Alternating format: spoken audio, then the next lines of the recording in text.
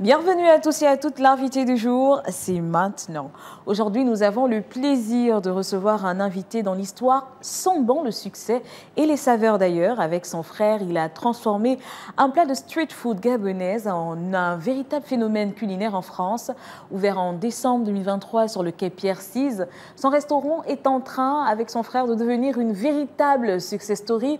Il est là pour nous raconter cette belle aventure, comment la nostalgie de la communauté africaine de France a propulsé leur projet et comment le goût de l'authenticité peut conquérir tous les palais. Il s'agit de Stéphane Aperano. Bonjour Stéphane. Bonjour Jessica. Bienvenue sur ce plateau. Merci de m'accueillir. C'est un plaisir de te recevoir. Alors Stéphane, vous étiez ingénieur robotique. Votre frère Christian, qui est l'initiateur du projet, ingénieur en sang. De prime abord, rien ne vous prédestinait, on va dire, à la restauration. Qu'est-ce qui a été le déclic? Comment est-ce que cette idée, née à la maison, je le souligne, en 2020, est devenue une véritable obsession pour vous deux? C'est très simple. Christian, qu'on appelle aussi Apollon, son petit nom, d'artiste d'ailleurs, il a eu cette ingénieuse idée lors d'un repas de famille en Belgique et il a décidé d'en faire un business. Donc tout le monde a rigolé à table, mais Apollon, qu'est-ce qu'il te prend? Il dit non, il était déterminé. Il est rentré à Lyon et il a fait plein de tests, plein d'essais. Il a fabriqué un petit fumoir et derrière, il a pu reproduire à l'identique, encore peut-être mieux, le goût des coupés-coupés. À la suite de ça, il a décidé de commercialiser le coupé-coupé, donc pour les Gabonais qui étaient à Lyon. Et ensuite, tous les Gabonais étaient très contents, donc ils ont pris des vidéos, des photos, et ça s'est propagé un peu partout sur les réseaux sociaux. Et derrière, toute la communauté, toute la diaspora française voulait manger des coupés-coupés. Donc là, il commençait à avoir une forte demande, donc il avait besoin de support. Donc j'ai rejoint l'aventure à ce moment-là pour l'aider un peu au niveau des process, pour essayer de pouvoir fournir et d'alimenter toutes les demandes qu'on avait dans la France. Très bien. Alors, vous êtes deux jeunes Gabonais qui s'installent en France et décident de valoriser une spécialité de street food de votre pays. Est-ce que cette démarche a une dimension particulière pour vous? On va dire, est-ce que c'est une fierté de représenter le Gabon à travers la gastronomie? C'est plus qu'une fierté, c'est un honneur de faire ce métier aujourd'hui. Aujourd'hui, il est considéré peut-être au Gabon ou en Afrique comme un sous-métier, mais ce n'est pas le cas. C'est vraiment pas le cas. Le fait de pouvoir représenter son pays à travers la gastronomie, donc la culture, c'est un véritable honneur. Nous sommes très fiers de faire ce métier aujourd'hui et de pouvoir montrer à tous les entrepreneurs, tous les jeunes Gabonais qui souhaiteraient aussi se lancer, peu importe le type de métier, qu'il faut le faire, il faut se lancer. Si vous le faites bien, avec amour et passion, ça ne peut que fonctionner. Très bien. Dans cette collaboration avec votre frère, comment se répartissent les rôles? Christian est l'initiateur, oui, mais vous, quel est votre apport, votre touche personnelle dans le fonctionnement des coupés-coupés? Donc Christian, c'est le magicien. Il joue avec les mélodies, il joue aussi avec les saveurs. C'est vraiment ce qu'il aime, c'est sa passion, ce sont ses passions. Donc lui, il s'occupe très bien de tout ça. Donc des fois, je peux l'épauler si nécessaire. Derrière, moi, je m'occupe de tout ce qui est process, gestion, parce que c'est une partie qu'on ne voit pas forcément dans la restauration. Mais sans ça, un restaurant ne va pas faire long feu et ne pourra pas se développer. Donc, je m'occupe de la comptabilité, la finance, les ressources humaines, le service en salle aussi, le bar.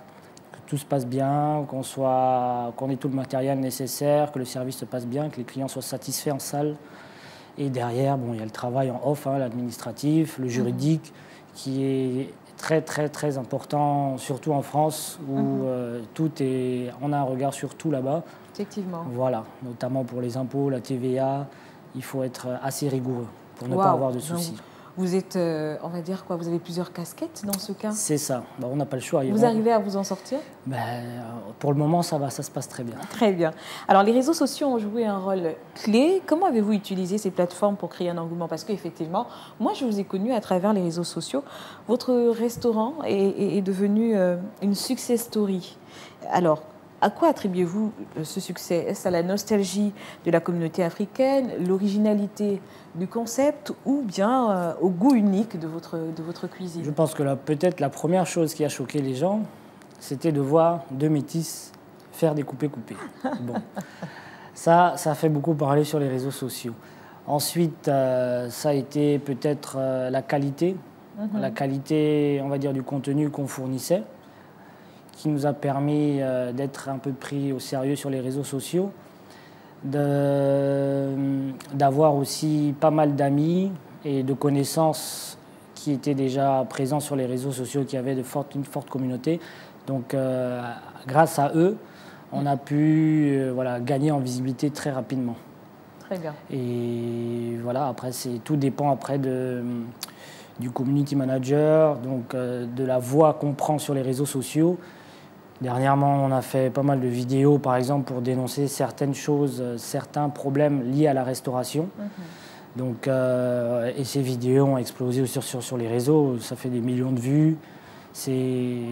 Voilà, il faut savoir saisir les occasions quand elles se présentent, savoir surfer sur les trends, sur les réseaux sociaux, c'est ce genre de choses, être à l'affût de tout. Clairement. Et donc, vous pensez que le success story vient de quoi? De l'originalité du plat, du concept? Oui, l'authenticité aussi, l'originalité. Oui. Et je pense que oui, ces deux choses ont fait en sorte que nous ayons un bon buzz, comme on dit sur les réseaux. Voilà. La nostalgie de la communauté africaine y est peut-être aussi pour quelque chose? Les Gabonais surtout, ils nous ont beaucoup soutenus, beaucoup aidés. Donc ça a été vraiment, c'est grâce à eux que nous avons pu nous développer aussi rapidement. Ils ont soutenu le projet dès les premières semaines et ils n'ont pas arrêté de nous soutenir. D'ailleurs, c'est pour ça qu'on soutient aussi aujourd'hui pas mal l'association des Gabonais à Lyon, par exemple. On est sponsor. L'équipe de foot aussi, on est sponsor à Lyon. Wow. Et derrière, dès qu'il y a des événements au Gabonais, si nous pouvons, nous répondons présents.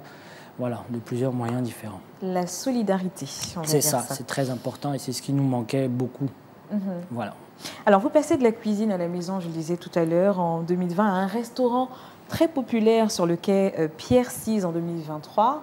En tant qu'ingénieur, comment avez-vous géré la logistique de la livraison dans les grandes villes de France? Est-ce que vous avez appliqué des méthodes de votre formation pour optimiser ce processus? C'est juste un peu d'organisation. Donc, dans mon ancien métier, il fallait être très organisé, très précis dans certaines tâches et très rapide.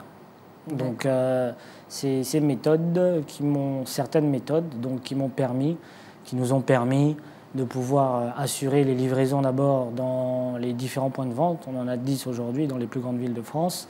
Et derrière, d'assurer ensuite la livraison aux particuliers dans toutes les villes ou les villages de France. Donc c'est livré en 24 heures. Lorsqu'une personne commande une barquette, 2 barquettes, 3 barquettes de coupé-coupé, elle le reçoit le lendemain dans sa boîte aux lettres, conditionnée correctement. Et derrière, maintenant, on a ouvert à toute l'Europe depuis peut-être 2 ans.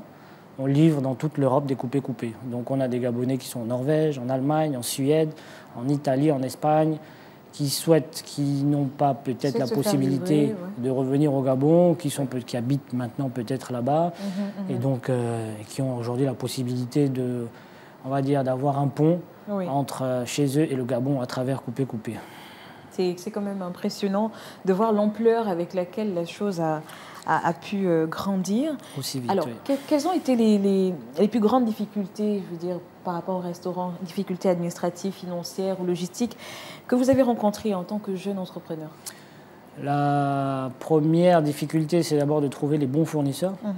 Donc, trouver les bons fournisseurs, négocier les tarifs, parce que avec l'augmentation du pouvoir d'achat, les prix ne cessent d'augmenter, donc il faut arriver à les maintenir avec les fournisseurs. Donc ça, c'est le plus gros challenge. Ensuite, ça a été peut-être de trouver, pour le restaurant, de trouver le lieu. Donc ça, on a eu aussi beaucoup de chance, parce que on faisait pas mal de...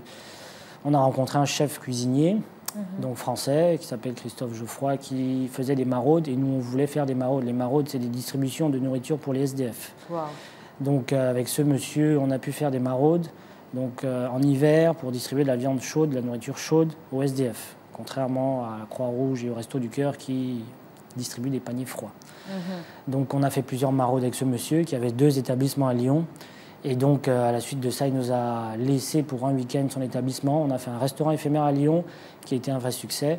Et derrière, il nous a dit, faut vous lancer, les gars.